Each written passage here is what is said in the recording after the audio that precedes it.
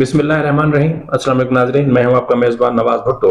नाज़रीन, इस वक्त तक जनरल फैज़ हमीद के हवाले से कोई खबर नहीं है। एक सन्नाटा है, एक खामोशी है, और इस खामोशी के पीछे क्या हो रहा है, ये एक बहुत बड़ा सवाल है। क्या जनरल फैज़ का अकेला फील्ड जनरल कोर्ट मार्शल होगा, या उसके साथ जनरल ज़हीरुल इस्लाम भी होंगे, या जनरल कमर जावेद बाजवा भी होंगे? क्या इमरान खान को मिलिट्री ट्रायल के उस दायरे में लाने के लिए 27वीं तरमीम का इंतजार किया जा रहा है? ये तमाम मामला हम आज के व्लॉग में डिस्कस करेंगे। आपसे वही पुराना इल्तमास कि अगर आपको मेरा व्लॉग अच्छा लगे तो मेहरबानी करके मेरे चैनल को लाइक करें, सब्सक्राइब करें और शेयर करें, और बेल आइकन दबा दें ताकि बर वक्त आप तक मेरे व्लॉग्स पहुंच सकें। नाज़रीन, जनरल फैज़ हमीद हमेशा जो सियासी इसमें पाक फौज में जो सियासत की मुदाखलत रही, उसमें एक स्याह तरीन दौर जनरल फैज़ हमीद का दौर था, जब वो DG ISI बने थे। उसके बाद आपने देखा होगा कि फैजाबाद धरना केस में जो इसका जनरल फैज़ हमीद का किरदार था, उसको कभी भी फरामोश नहीं किया जा सकता। सुप्रीम कोर्ट की वाज़ेह हिदायत के बावजूद जनरल फैज़ हमीद की ताकत का अंदाजा आप इससे लगा लें कि पाकिस्तान मुस्लिम लीग नून के जितने भी रहनुमा थे, उन्होंने जनरल फैज़ हमीद को रियायत दी।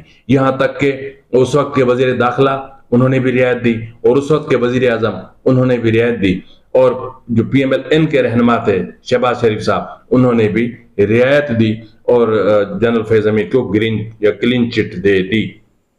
लेकिन बात यहाँ खत्म नहीं होती। बात उस वक्त, मतलब इसमें बहुत सारे जनरल फैज़ के इश्यूज हैं, उस पर हम तफसील से बात करते हैं। लेकिन बात उस वक्त शुरू होती है जब 8 नवंबर 2023 को सुप्रीम कोर्ट में एक अपना यूं समझ लेंगे बिल्डर कंवर मुइज अहमद खान, जिनका ताल्लुक कराची से था, उन्होंने एक दरख्वास्त दायर की। उस दरख्वास्त में बहुत संगीन इल्जामात लगाए गए। उसमें कहा गया कि 12 मई 2017 को जनरल फैज़ हमीद और ISI के दीगर हुकाम ने टॉप सिटी के दफातर पर और उनके घर पर धावा बोला। अब इस धावे के बाद जो है वो बहुत सारा, मतलब उसमें जो चीजें थी वो ले गए, जिनमें सोन गोल्ड था, उसमें हीरे थे, उसमें गैर मुल्की करेंसी थी, और उसमें जो है वो और भी बहुत कुछ था। वो सारा ले गए थे जनरल फैज़ के लोग, यानी ISI का पूरा टीम थी। और उसके अलावा जब जो जनरल फैज़ हमीद के भाई हैं अपना नजफ ने फिर सालसी का किरदार अदा किया, और नेगोशिएशन हुए। फिर कंवर मुइज के ससुर को, और कोई साला था शायद, उनको रिहा किया गया और इनको तशद्दुद का निशाना भी बनाया गया। अब उसमें ये हुआ कि फिर ये तय हुआ कि जी चीजें आपको वापस कर दी जाएंगी। उनमें से 400 तोले सोना वापस नहीं हुआ। उसके अलावा तकरीबन कोई करोड़ों रुपए करेंसी थे, वो भी वापस नहीं हुए। गैर मुल्की करेंसी भी वापस नहीं हुई, और कुछ फाइलें टॉप सिटी की वो भी वापस नहीं की गई। उसके बाद ये मामला पहुंचा कोर्ट में, और कोर्ट ने जो एक 3 रुकनी बेंच बना, और उसमें चीफ जस्टिस काजी, उस वक्त के चीफ जस्टिस काजी फैज साहब उसकी सरबराही कर रहे थे। उसमें जस्टिस अमीनुद्दीन खान और जस्टिस अतर मिनल्लाह शामिल थे। 17 अप्रैल 2024 को एक तहकीकात के लिए कमेटी बनी, यानी वजारत दिफा के अंदर, यानी यूं समझ एस्टेब्लिशमेंट के अंदर, फौज के अंदर एक कमेटी बनी, और 9 नवंबर को अदालत ने वजारत दिफा से रुजू करने का हुक्म दिया था कंवर नवीद को कि आप चले जाएं और जाकर के रुजू करें। फिर 12 अगस्त 2024 को जनरल फैज़ को तहवील में लेने और फील्ड जनरल कोर्ट मार्शल करने का ISPR की तरफ से एक ऐलान सामने आया। अब उसके बाद क्या हुआ? उसके बाद बहुत सारी चीजें हुई। यानी जनरल फैज़ हमीद को तहवील में लिए जाने के बाद जनरल फैज़ की तहकीक के हवाले से जो तहकीकात का दायरा था, उसको बहुत वसी कर दिया गया। जनरल फैज़ हमीद के बैंक अकाउंट्स, प्रॉपर्टीज, बेनामी अमलाक, नामी अमलाक, रिश्तेदारों के नाम अमलाक, दोस्तों के नाम अमलाक, मातहतों के नाम अमलाक, मुलाजमों के नाम अमलाक, जितनी भी अमलाक थी, जितने बैंक अकाउंट से, फॉरेन करेंसी बैंक अकाउंट, सबकी छानबीन हुई। और इतना खजाना सिर्फ एक जनरल से, इतना पैसा, इतने पैसों की निशानदेही हुई, इतनी लूट के पैसे की निशानदेही हुई कि आप हैरान हो जाएंगे। ये अरबों खरबों का मामला है। एक जनरल, अगर इसी तरह जो भी रिटायर्ड जनरल्स हैं उनको गिरफ्त में लाया जाए तो पता चल जाए कि होता क्या है। उसके बाद टॉप सिटी का मामला, टॉप सिटी के मामले पर जनरल फैज़ की गिरफ्तारी, उसके बाद फिर 9 मई का मामला आता है। 9 मई के हवाले से जनरल फैज़ को बराह रास्त मुलविस उसमें किया गया है। अब उसके हवाले से जो इंफॉर्मेशन मिली है इस वक्त तक, उसके मुताबिक इमरान खान और फैज हमीद के दरमियान बहुत क्लोज रब्ता था 9 मई के हवाले से। इमरान खान को जनरल फैज हमीद ने 603 मैसेज किए थे उस वक्त, 603 मैसेज किए थे। पीटीआई के 38 लीडर्स जो है वो जनरल फैज हमीद के साथ राबते में थे। और फिर इस सवाल तमाम मामलात में जो भी मतलब जनरल फैज के दौर में जो भी मामला थे उसमें जनरल कमर जावेद बाजवा को धोखा दिया जा रहा था।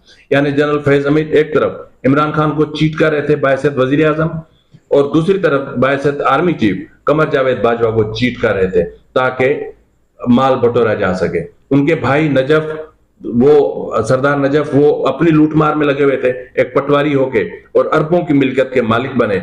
और फिर उनकी बहुत सारी चीजें भी गायब हुई थी घर से, उनमें बहुत सारा गैर मुल्की करेंसी भी थी, वो कहां गई आज तक पता नहीं चला। बात यहां तक खत्म नहीं होती, बात फिर ये होती है कि जो तहकीकात हुई उसमें जनरल कमर जावेद बाजवा को बुलाया गया। जनरल कमर जावेद बाजवा को वो तमाम दस्तावेजात दिखाए गए, वो तमाम सबूत दिखाए गए कि ये आपके नाम पर जनरल फैज हमीद ने किया है या आपका नाम इस्तेमाल हुआ है। पेशावर से लेकर कराची तक पूरा माफिया था जनरल फैज का, जो कब्जा माफिया था, जो जमीनों पर कब्जा करना, मरवाना, टारगेट किलिंग, हर सब वो काम कि जहां से इनको पैसा मिले वो मिल रहे थे। अब यहां पर ये भी मैं आपको बताता चलूं कि जो है वो ये मैं आपको आगे चल के बताता हूं। उसके अलावा एक टीवी चैनल लॉन्च किया गया, ठीक है जी, और उसके हवाले से भी बहुत सारी चीजें सामने आई। और उसके भी जो सामने थे, फ्रंट पर थे, उसको भी लाया गया, उनसे भी तहकीकात हुई, क्योंकि उसमें अरबों रुपए की करप्शन का मामला था। उस अरबों रुपए की करप्शन में अकेला जनरल फैज भी नहीं था, उसमें जनरल जहीरुल इस्लाम के मफादात भी थे। फिर जनरल जहीरुल इस्लाम से भी इंट्रोगेट किया गया, फिर जनरल कमर जावेद बाजवा से भी कुछ सवालात किए गए। और फिर अब जो तकरीबन जो 175 से ज्यादा वो लोग जो जनरल फैज हमीद के मातहत थे या जनरल फैज हमीद के साथ काम कर रहे थे, उनको भी इंट्रोगेट किया गया। अब वो जो आप टीवी चैनल था, आप उसका नाम था, उसके नाम पे अरबों रुपए की करप्शन हुई, तो उसके जो ओनर कहे जाते हैं उनको भी फिर बुलाया गया, उनको भी इंट्रोगेट किया गया, उनसे भी कुछ सबूत हासिल किए गए। यहां पर मैं आपको बता चलूं कि कंवर नवीद ने जो पिटीशन दाखिल की थी, दरख्वास्त दायर की थी, उसमें वाज़े तौर पर कहा था कि ब्रिगेडियर नईम फखर और ब्रिगेडियर गफ्फार ने उन्हें मजबूर किया था 4 करोड़ रुपए रिश्वत देने के लिए, और फिर आप टीवी को स्पॉन्सर करने के लिए टॉप सिटी के हवाले से स्पॉन्सरशिप करें आप, जिस तरह बहरिया टाउन किया करता था इस तरह। और फिर जनरल फैज हमीद का जो है वो मलिक रियाज के साथ क्या ताल्लुक था, मलिक रियाज किस तरह स्पॉन्सर करता रहा आप टीवी को, किस तरह जनरल फैज को स्पॉन्सर करता रहा, किस तरह चकवाल में महल बनते रहे, कहां कहां से संगे मरमर आता रहा, एक एक चीज को इंट्रोगेट किया जा चुका है। अब यहां पर सवाल ये है कि इमरान खान और जनरल फैज का लिंक डेवलप हो चुका है जी नाज़रीन, और अनकरीब आप सुनेंगे कि जनरल फैज हमीद का बाज़ाब्ता तौर पर फील्ड जनरल कोर्ट मार्शल शुरू हो जाएगा। और क्योंकि तहकीकात बहुत बड़े पैमाने पर है, तो इसलिए इसमें बहुत सारे लोग मुलविस हैं, इदारे के अंदर के लोग मुलविस हैं।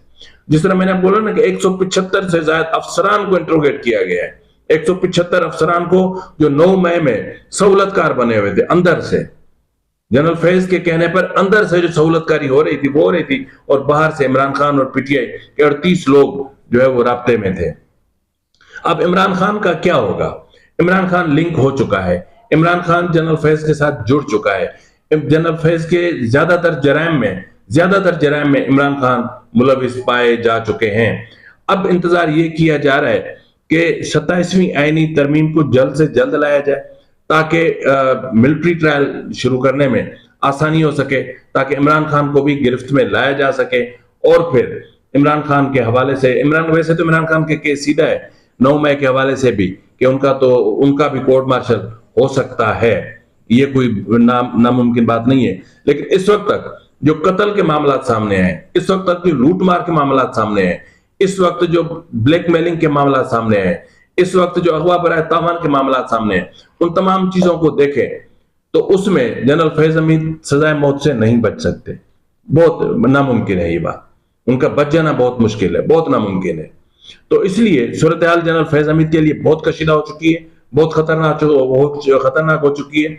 ऐसी सूरत हाल में न सिर्फ जनरल फैज हमीद बल्कि इमरान खान के लिए बहुत सारे मसाइल पैदा होने जा रहे हैं, और जनरल कमर जावेद बाजवा के लिए भी बहुत सारे मसाइल पैदा होने जा रहे हैं। और फिर जनरल जहीरुल इस्लाम, जिसका पीटीआई को बनवाने, इमरान खान बनाने में बहुत बड़ा किरदार था, और आज वो भी इस शक के दायरे में आ चुके हैं, उसको भी इंट्रोगेट किया जा चुका है। अब देखना ये है कि अपना फील्ड जनरल कोर्ट मार्शल कब शुरू होता है, और क्योंकि जब फील्ड जनरल कोर्ट मार्शल शुरू होता है तो सारे एविडेंस रखने पड़ते हैं, वहां सामने लाने पड़ते हैं, बताना पड़ता है कि जी ये जुर्म हुए हैं, ये मामला हुए हैं, ये एविडेंस है, ये एविडेंस है, ये एविडेंस है। तो एक एविडेंस शीट सबमिट होती है, उसके बुनियाद पे फील्ड जनरल कोर्ट मार्शल होता है, चलता है, और उस बुनियाद पर सजा सुनाई जाती है। समझ लें कि जनरल फैज खुद तो डूबे ही डूबे, जनरल बाजवा, जनरल जहीरुल इस्लाम और इमरान खान को भी लेकर डूबे। फिल वक्त के लिए इतना ही, मिलते हैं अगले प्रोग्राम में, तब तक इजाजत दीजिए। फी अमानिल्लाह।